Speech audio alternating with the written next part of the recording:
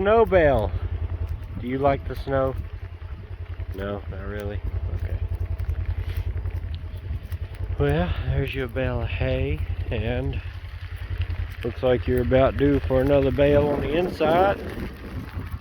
Get ready for this cold night coming.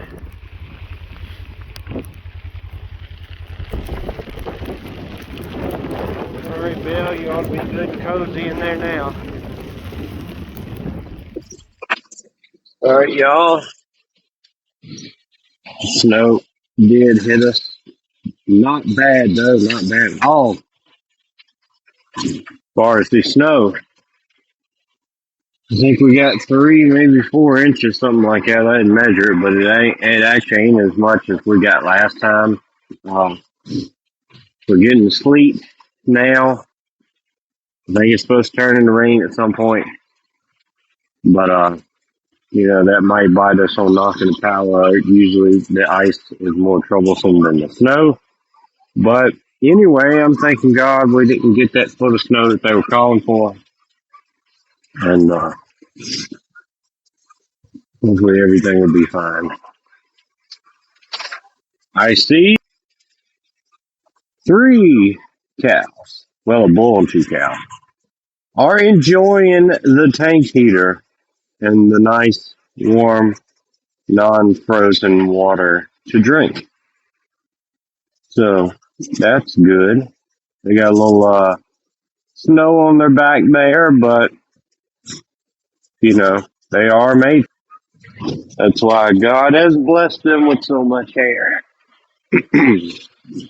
I'm hoping, over the next year or two, maybe to be able to build some kind of little stable shelter out there. But the horse would probably enjoy it. But honestly, cows and stuff usually don't go in things. They'll just get under the trees for snow or rain, either one. For whatever reason, they just like being outside.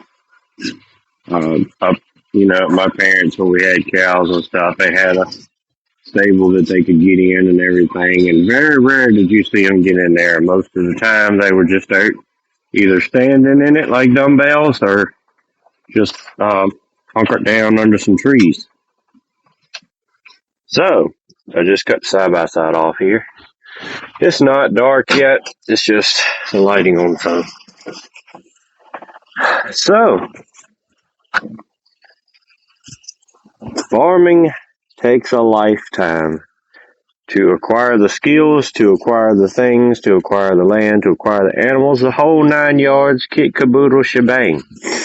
And I'm just giving you some of my, advice or thoughts or whatever. But anyway, like the side-by-side here, it's not essential, probably.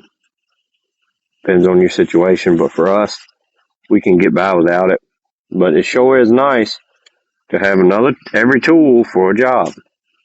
This right here, when I came home, I had some push-down places in my fence where I thought an animal was out. So I hopped in it and rode all around and found everybody, herded together. So I don't know if they were just pushing around and pushed on it or whether they did hop out and hop back in somewhere. But everybody was accounted for. So, I put the wire back in place and clips on it and all.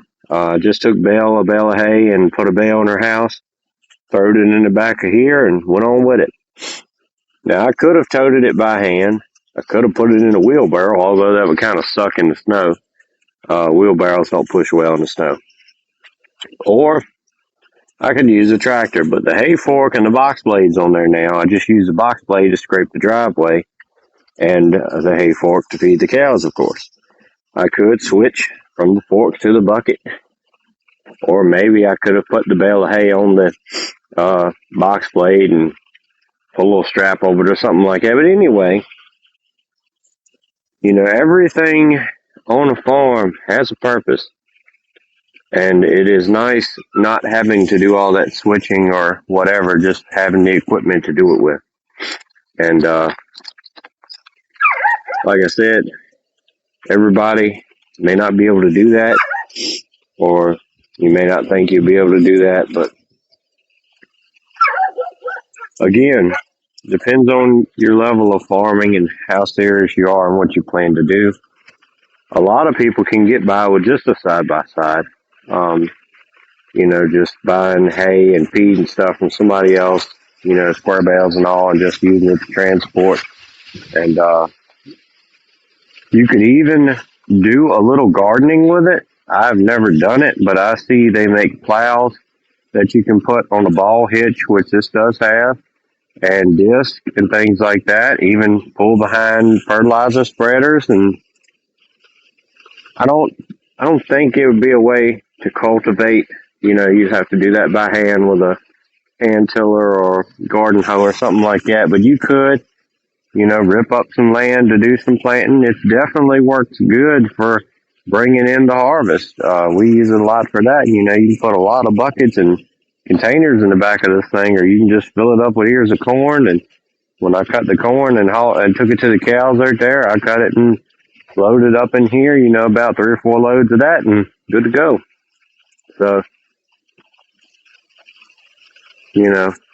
something to think about. Maybe if you are starting a farm, wanting to start a farm, and you see all these farmers and stuff with all this equipment, especially on YouTube, pretty much all the farmers on YouTube have toys.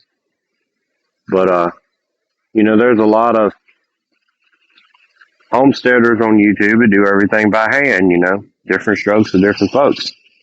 So I would recommend, if you are starting or have a small homestead, farm, whatever. I really don't know whether to say farm or homestead, because to me they're about the same thing.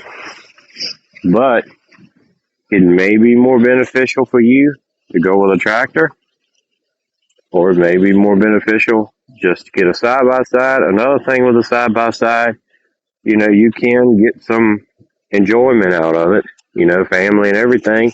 You can, ride it around on trails. There's a lot of trail riding places you can go to and, ride for a weekend and stuff like that. So that may be the better option for some people. Now, we have the Polaris Ranger. This is the 1000 dual overhead cam. We got this one used from my brother-in-law, and he stepped up to something else. And, at the time, we wasn't farming with it. We didn't have the farm stuff going. So we were, just riding around, enjoying it with the family and all. But we had thought about going by a John Deere Gator at that time, because Polaris is so expensive, and John Deere has a great financial division or option or whatever you want to say. Anyway, they got a good financing thing. So we were probably going to go that route. Now, I don't know if the John Deere Gators are good or not. I've seen good and bad on them. I know these Polarises are pretty good, but you do want to keep extra belts for it, the drive belt, because they will wear out, they will get ripped apart and everything like that.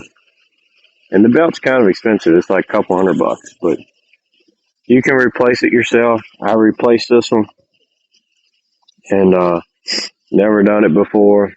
My brother-in-law do them all the time, but he was busy at the time I'd done it or whatever. So I just pulled up a YouTube video with it, did it like I said. It was a pretty simple process. Again, this is the only side-by-side I've ever had, so I can't give you any, advice from experience on, Hondas, Kawasaki's, Yamaha, and who everybody else makes side-by-sides. I know a buddy of mine, they've got a small farm and stuff too, and he's got a Kubota. It's nice with a cab and all that. I imagine it's got heat and all. I don't know. But anyway, maybe it's something you might want to research, but that's just my take on it. And other than that, winter sucks. Stay prayed up, prepped up, and strapped up. See ya.